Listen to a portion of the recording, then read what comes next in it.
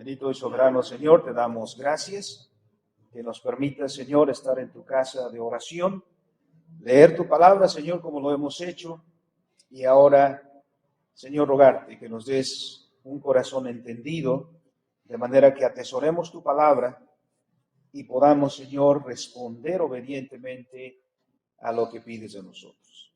Te rogamos, Padre, esa gracia, en el nombre de Cristo Jesús. Amén.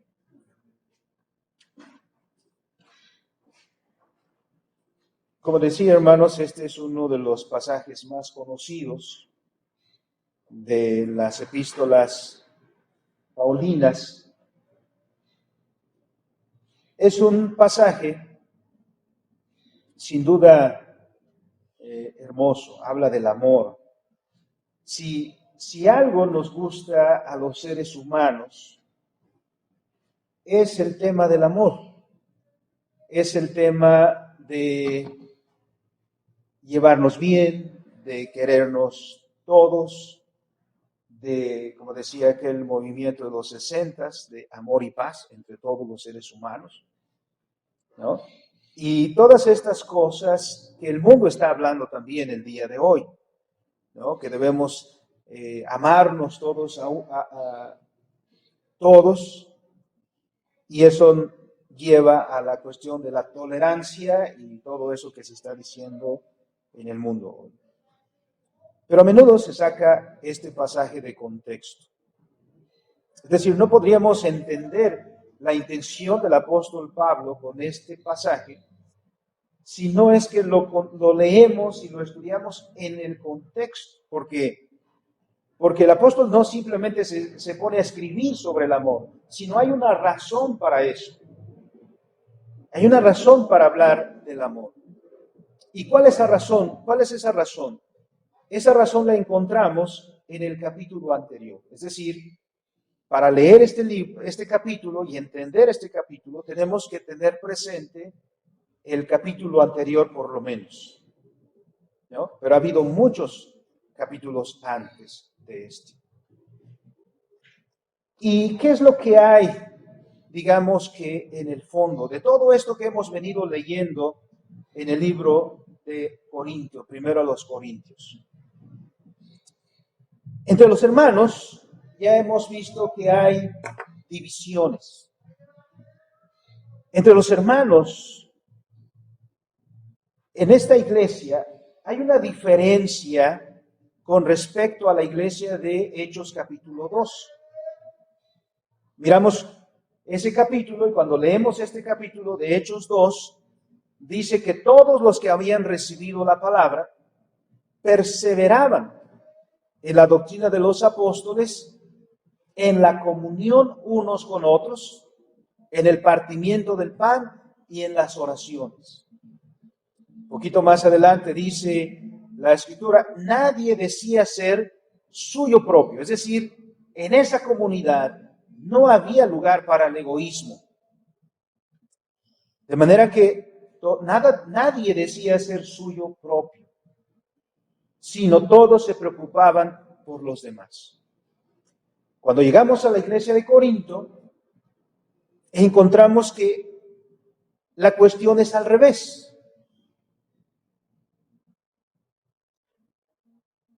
Porque donde hay divisiones,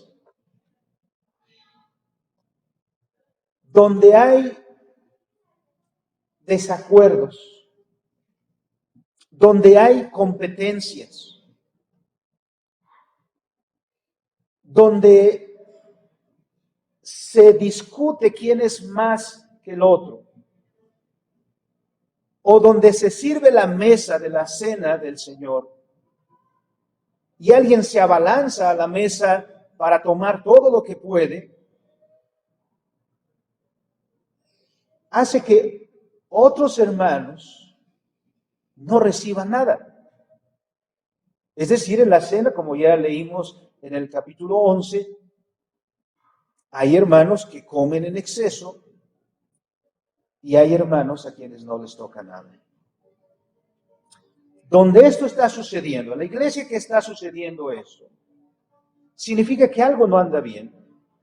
¿Qué diferencia cuando vemos una iglesia así a una iglesia como en Hechos 2. Algo ha pasado. Y ese algo es el que Pablo nos señala. Pablo ha terminado el capítulo 12, donde hablamos de los dones, donde el apóstol Pablo enfatiza que sí hay una diversidad en la iglesia, diversidad de dones que el Espíritu ha repartido como Él quiere, dando a cada uno los dones que el Espíritu ha tenido a bien dar, pero enfatizando la unidad. Hay diversidad de dones, pero el Espíritu que los da es el mismo. Hay diversidad de ministerios, pero el Señor que lo da es el mismo. Y hay diversidad de operaciones, pero quien los da es un solo Dios. Entonces, enfatiza la unidad, como hemos dicho, y para enfatizar todavía más eso, el apóstol Pablo usa la imagen del cuerpo humano, donde dice hay muchos miembros, pero todos los miembros forman un solo cuerpo. Y un miembro no le puede decir a otro, no te necesito. O un miembro no puede decir, porque yo soy un pie, no soy del cuerpo. Sino Pablo enfatiza, todos somos y formamos un solo cuerpo. Y todos los miembros son parte de ese cuerpo. Bueno, viniendo todavía de ese tema, concluye el apóstol Pablo el capítulo 12 diciendo, procurad pues los dones mejores. Pero yo os muestro un camino más excelente. Entonces, el capítulo 13 tiene como propósito enseñarnos, mostrarnos cuál es el camino más excelente. Sí, el apóstol Pablo dice, busquen, procuren, anhelen los dones mejores. Sí, pero hay un camino más excelente. ¿Cuál es ese camino? El camino más excelente es el camino del amor. Y no dicho en términos románticos, y no definido el amor en términos humanistas, sino en términos de Dios, en términos escriturales, como veremos. ¿Por qué? Volvemos al tema de los dones. ¿Por qué Dios da los dones? A veces se nos olvida eso. Y ya hemos dicho que los seres humanos tendemos a presumir. ¿De qué presumimos? ¿No? De aquello que pensamos que es lo mejor que tenemos nosotros, ¿no? Si el Señor nos permite comprar un carrito, pues no lo guardamos, lo andamos mostrando ahí, mira, ¿no? Para que vean que tengo un carrito nuevo, ¿no? Por mencionar un ejemplo muy simple. Pero si hablamos de los dones que tenían los corintios, hablar en lenguas, por ejemplo, profecía, interpretar lenguas, sanidad, ¿para qué eran estos? Hoy, por ejemplo, hay predicadores, así se llaman a sí mismos, ¿no? Que hacen milagros. ¿No han escuchado de esos grandes eventos que anuncian como cultos de sanidad? Y donde se anuncia, dicen, no, es que va a venir una persona, va a venir un siervo de Dios que tiene la unción, ¿no? ¿Y cómo tratan a esa persona? No, lo tratan como una superestrella, ¿no? Como en el cine, como en estos lugares, una superstar, ¿no? Hasta en limusina, hasta en los mejores hoteles y todo eso, ¿no? ¿El Señor habría hecho eso? ¿Los apóstoles hicieron eso? No. No, presume de el don, cuando en muchos casos son engaños. Bueno, pues eso es algo que no nos escapamos ninguno de nosotros, porque de aquellas cosas que pensamos que tenemos, tendemos a presumir de ellas. Yo sí sé matemáticas, ¿no? Yo me saqué el premio X. Yo alcancé el premio Y, por ejemplo. Los corintios tenían dones. La iglesia tenía esa diversidad de dones. No dice la Escritura que algunos cristianos los tenían, otros no. No, sino que todos tenían, pero eran dones diversos. Ya eso ha quedado expuesto en el capítulo 2. Pero ahora nos guía hacia el capítulo 13 para enseñarnos en los versículos 1 al 3 algo muy importante. Y miren, va a retomar la cuestión de los dones. Si yo hablase lenguas humanas y angélicas, es decir, miren, está hablando de los que tienen don de lenguas, ¿no? Ahí había los hermanos que, yo tengo don de lenguas y hablo en lenguas. Pablo dice, si yo hablara lenguas humanas y angélicas, es decir, no solamente humanas, sino vamos más allá, exagera un poco este asunto para enfatizar el punto, ¿no? Pero si a esos dones que yo tengo le falta amor,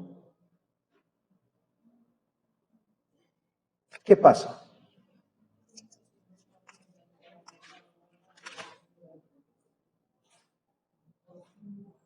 Nos lleva a la conclusión en el versículo 3. Si no tengo amor, de nada me sirve. Otro ejemplo. Parece que estos eran los dones que más se enfatizaban en la iglesia de Corinto, ¿no? Hablar en lenguas. 2, profetizar.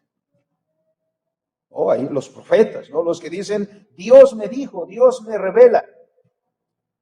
Él dice, si yo tuviera profecía y más, y entendiera todos los misterios de la ciencia, ¿no? Si tuviera conocimiento y si tuviera toda la fe, ¿no? De tal manera que pudiera trasladar los montes, como dijo el Señor Jesucristo, decirle a este monte, quítate de aquí, plántate en el mar. Si tuviera esa capacidad, ese poder de hacer eso, si tuviera la capacidad y conociera todas las cosas, y si pudiera entender todas las profecías o pudiera profetizar, si a eso le falta amor, ¿qué dice?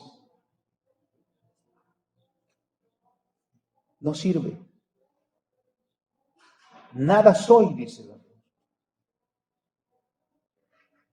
Mire, dice, nada soy. ¿Por qué dice nada soy?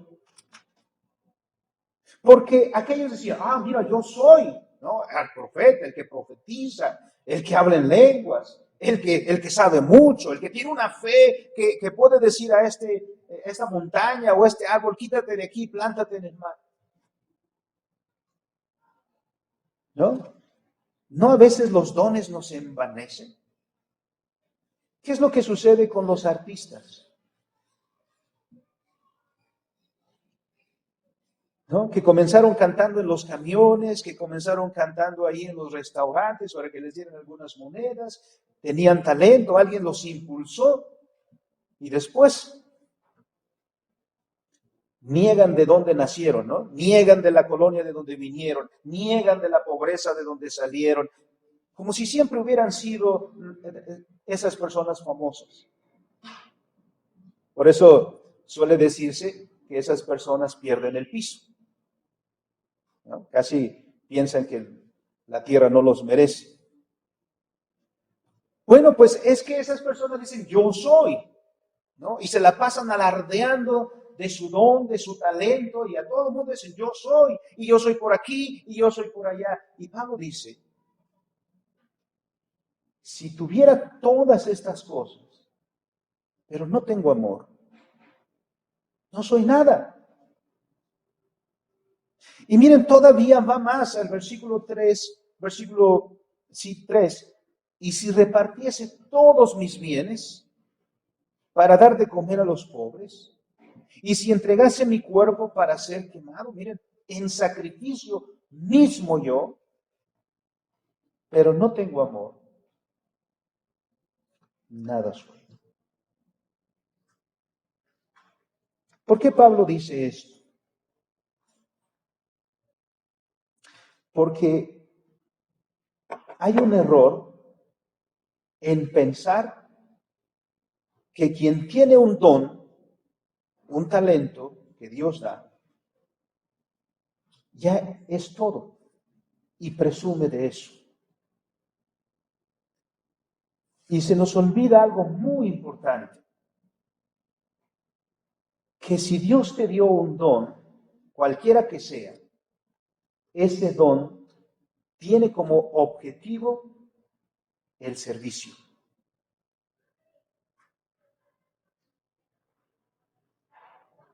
¿El servicio de quién? Uno, el servicio a Dios, y dos, el servicio a tu prójimo.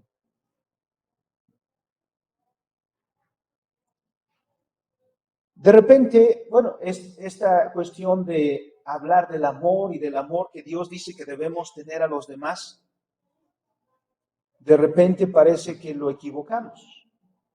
Y de repente pensamos, parece, que quiere decir el Señor que todos nos saludemos bien cuando nos vemos. Hermano, Dios te bendiga. Hermanita, Dios te bendiga. Hermanito, Dios te bendiga.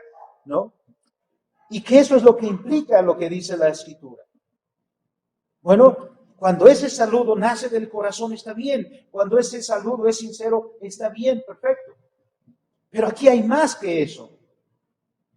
Porque aquí significa que tu vida en su totalidad es para servicio, para servir a Dios y para servir a tu prójimo. Como ese saludo que ya no suele usarse, ¿no? Cuando le decían, ¿y cómo se llama usted? ¿No? Y nuestros abuelos solían decir, bueno, me llamo Juan o me llamo Pedro para servir a Dios y para servir a usted. Había en eso mucha razón. Porque si vivimos para servir. Y aquel que no vive para servir, no sirve para vivir. Porque su vida no tiene sentido, porque su vida no tiene significado. Es como si, bueno, a veces suele pasar, por ejemplo, que en la casa compramos algunos utensilios de cocina. Por ejemplo, yo he visto muchos y me acuerdo de mi abuela paterna, porque tenía muchos trastos colgados en la pared y otros guardados, pero nunca los usó.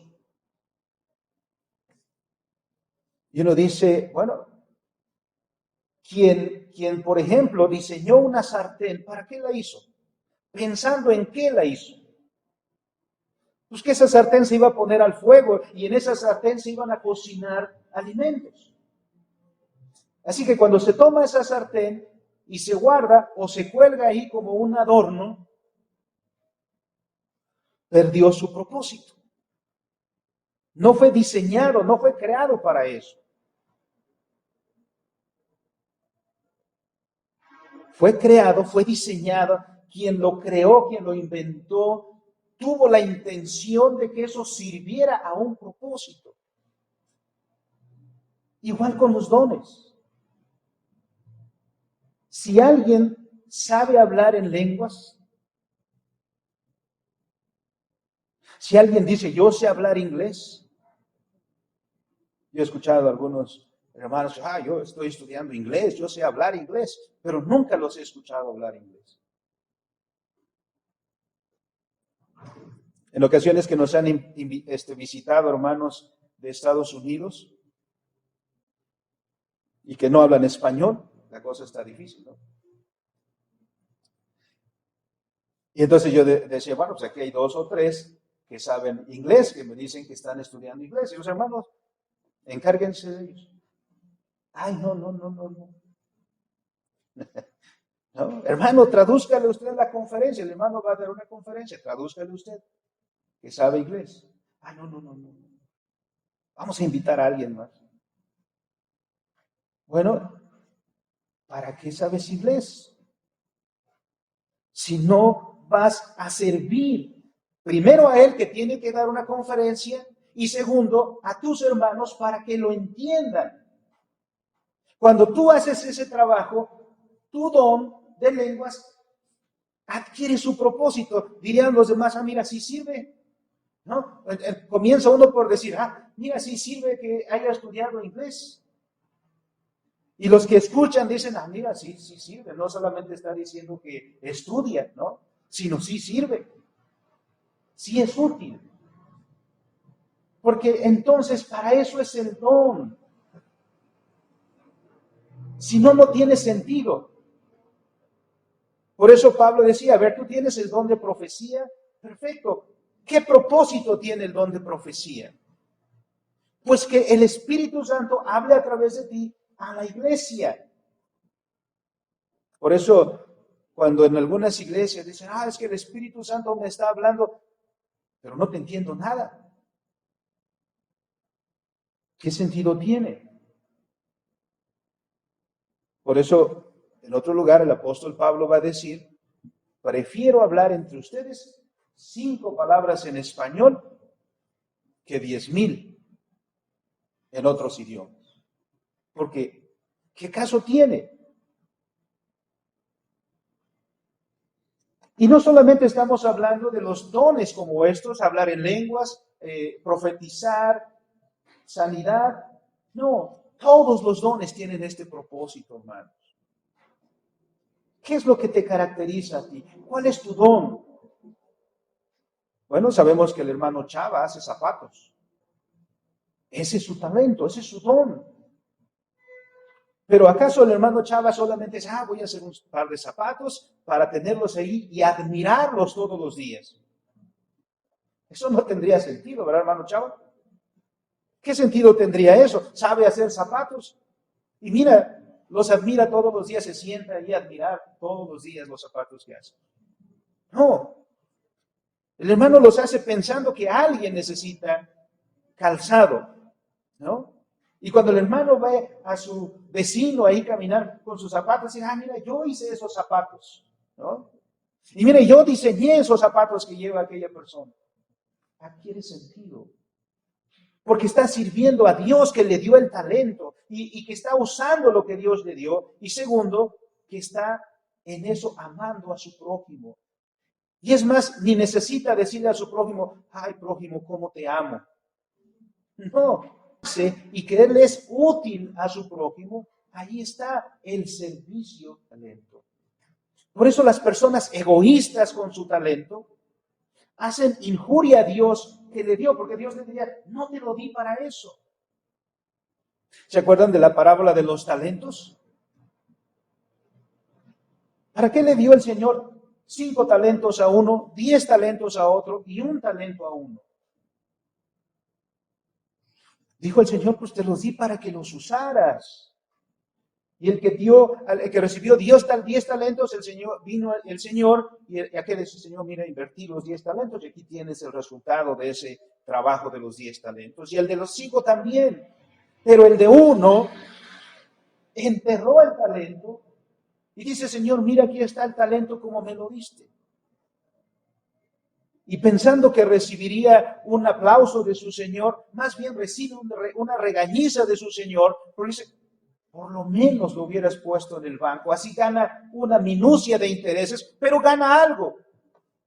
Porque te lo di para usarlo. Para eso nos dio los talentos.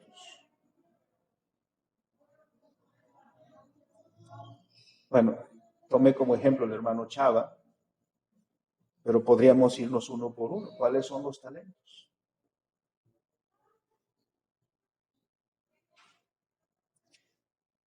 Y no significa tampoco que lo regalemos, ¿no?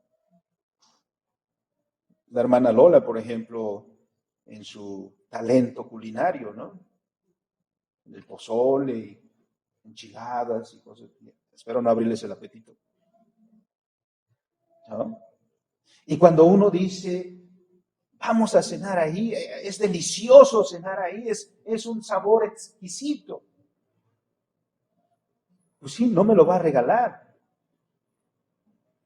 pero es su talento, el don que Dios le dio, y en ejercitarlo Dios es glorificado, ¿no? Y en ver cómo sus clientes engordan, perdón, no. Bueno, porque no basta, cuando es delicioso, ¿verdad? No basta uno, sino dos y hasta tres. El ver a sus clientes satisfechos, contentos. Ahí se refleja su amor. ¿Por qué? Porque ve cómo lo que sabe le está haciendo de utilidad a alguien más. Hay muchos otros talentos, hermanos. El que enseña, el que sabe administrar, el que sabe de economía, el que sabe de cualquier otra cosa. Todos nos necesitamos unos a otros. Por eso, si uno solo tiene el talento y alardea de eso por aquí y alardea de eso por allá, pero nunca hace nada, nunca lo pone en práctica, dice Pablo, nada soy. No soy más que un címbalo que retiñe, no soy más que un metal que resuena. Nada soy. De nada me sirve. Por eso Pablo dice, sí, busca los mejores dones o los dones mejores. Pero mira, este es el camino. Porque el amor es el que le da sentido a lo que haces. Si no lo haces con amor, nada eres. Y eso sea lo que sea. ¿No? Si eres un taxista y no haces con amor lo que haces, ¿de qué sirve? En muchos lugares, hermanos, uno ve a personas descontentas con lo que están haciendo, ¿no? ¿Para qué sirve eso? No sirve de nada, puesto que no está hecho en servicio a Dios ni en servicio a su prójimo. Y podríamos, hermanos, seguir dando ejemplos de entre nosotros mismos. Si un servidor predicara solo porque ha leído libros, solo porque ha estudiado, solo porque sabe teología, pero no hay amor, ¿qué sentido tiene? Si no estuviera pensando, es que Dios nos ha ordenado que enseñemos, y si no estuviera interesado de, es que los hermanos tienen que aprender, ¿de qué sirve? Nada soy. Por eso el camino mejor, y por esto primero, es el amor. Lo que tú tienes, hermano, lo que has recibido de Dios, el don que has recibido, no es para que te lo guardes tú y lo escondas, sino lo has recibido primero de Dios. Y Dios te lo ha dado para que lo uses, para que lo desarrolles y para que desarrollándolo, tu prójimo se beneficie de eso. Es decir, sirvas a los demás.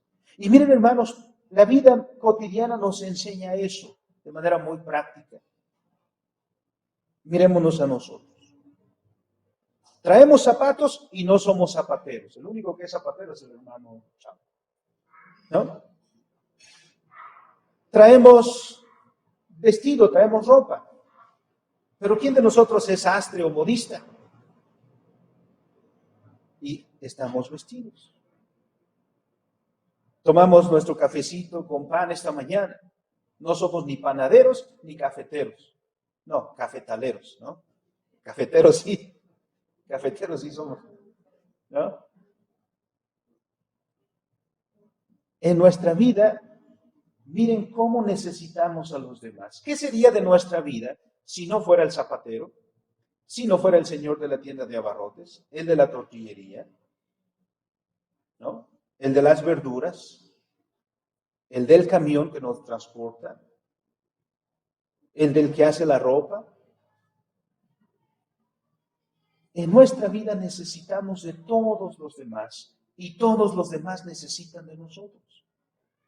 Porque Dios hizo así la vida. Pero lo que cuestiona y lo que le da sentido a esto es que todo lo que hagamos, lo hagamos con amor. Porque si no, no tiene sentido. El que hace las cosas egoístamente no tiene sentido delante de Dios.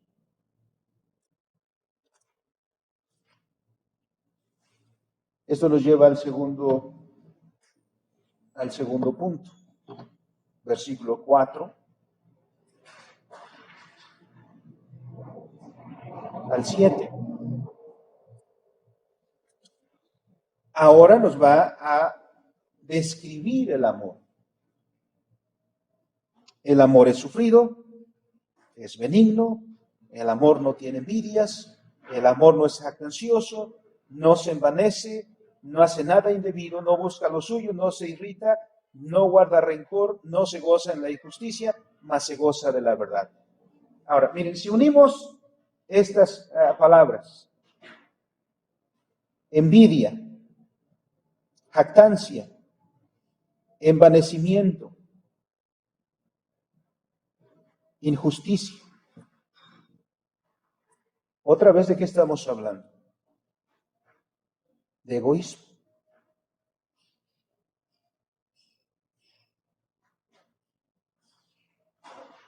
Una persona que se jacta de sí mismo es una persona egoísta. Una persona que se envanece, vanidosa, que busca lo suyo, es una persona egoísta. Y una persona egoísta no sabe lo que es el amor.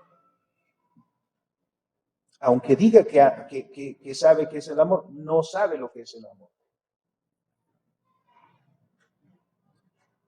¿No? Porque es como aquella persona que dice, que habla mucho, y de repente dice, ya me cansé de hablar de mí. Ahora tú sigue hablando de mí. ¿No?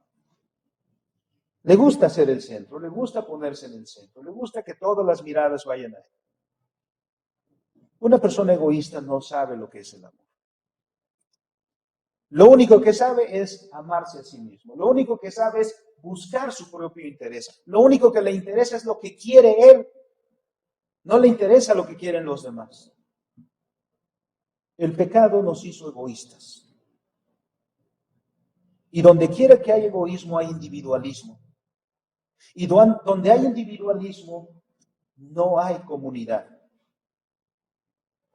La comunidad se rompe por el individualismo, por el egoísmo. Vamos, hasta los matrimonios se deshacen por eso. Las familias se deshacen por eso.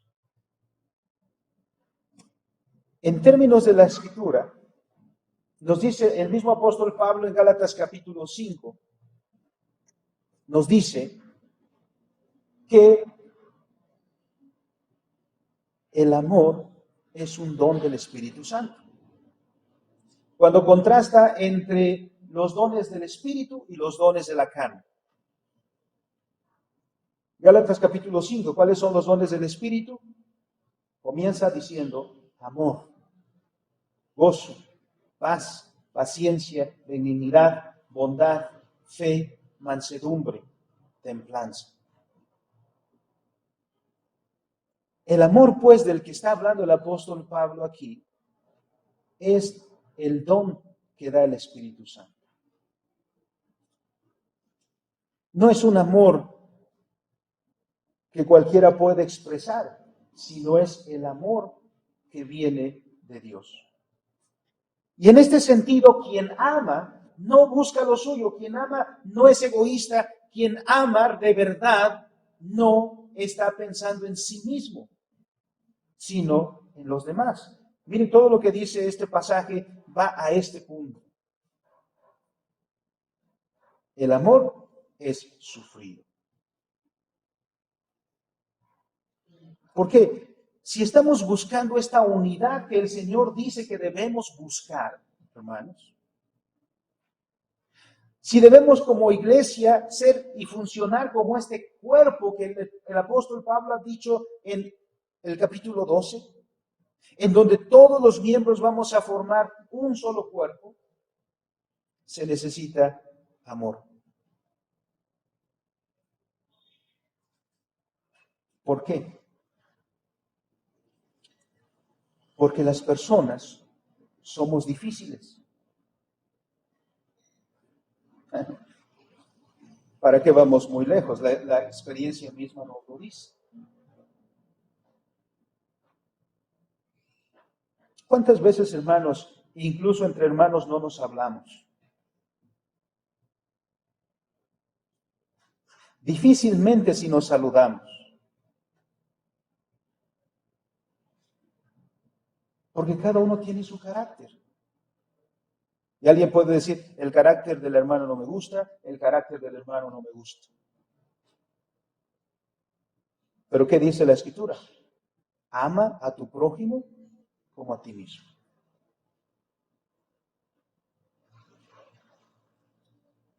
¿Que todos debemos ser amigos? No. Porque la amistad sigue ciertos requisitos. Somos hermanos, no amigos. Somos hermanos en Cristo, no amigos. La amistad, pues hay ciertas cosas que no quiero explayarme en eso porque nos desvía un poco del asunto. Pero debemos amarnos porque somos hermanos en Cristo. Y eso de amar a nuestros hermanos puede ser algo sufrido. El amor requiere sacrificio. En algún momento ponía, por ejemplo, este caso. Las madres, por ejemplo, lo sabrán, los padres lo sabrán. ¿Acaso no es cansado, hermanos, cuidar a un hijo enfermo, por ejemplo? A medianoche estar ahí en su cama. Por supuesto que es cansado. Por eso es un sacrificio estar ahí. Porque sacrifica su descanso, su sueño. ¿Pero por qué lo hace? Y si uno le pregunta, ¿y lo volvería a hacer? Sí, sí lo volvería a hacer. ¿Por qué? Porque ama a su hijo. Y porque ama a su hijo, encara todo lo demás. Le da su tiempo, le da su energía, sacrifica muchas cosas. Sí, el amor es sufrido. Pero es el amor el que nos lleva a eso. Es el amor el que nos lleva a ver en el Señor a todos. Y eso significa también moldear nuestro carácter.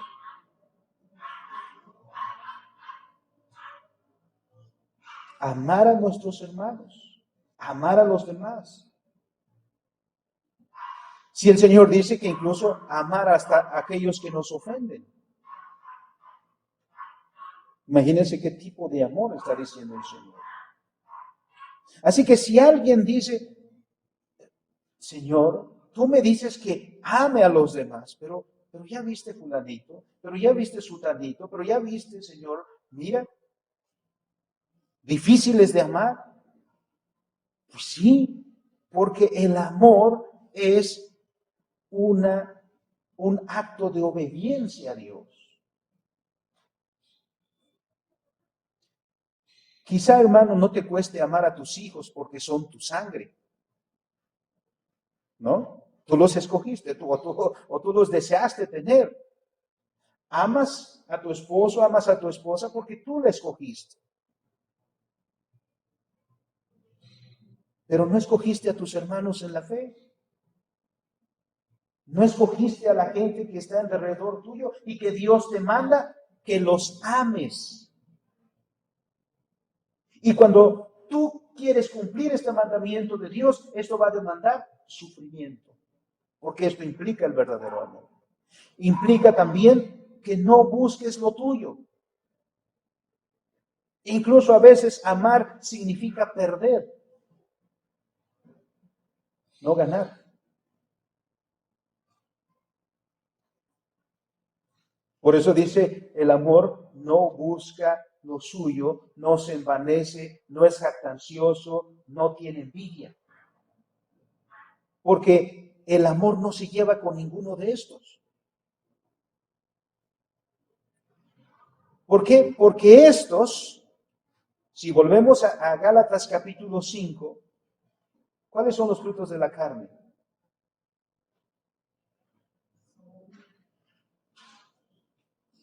¿Mm?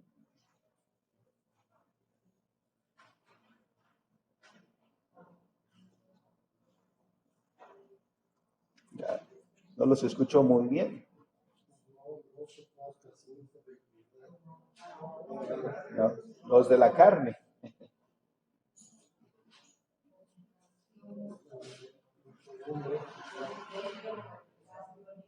¿Ya encontraron?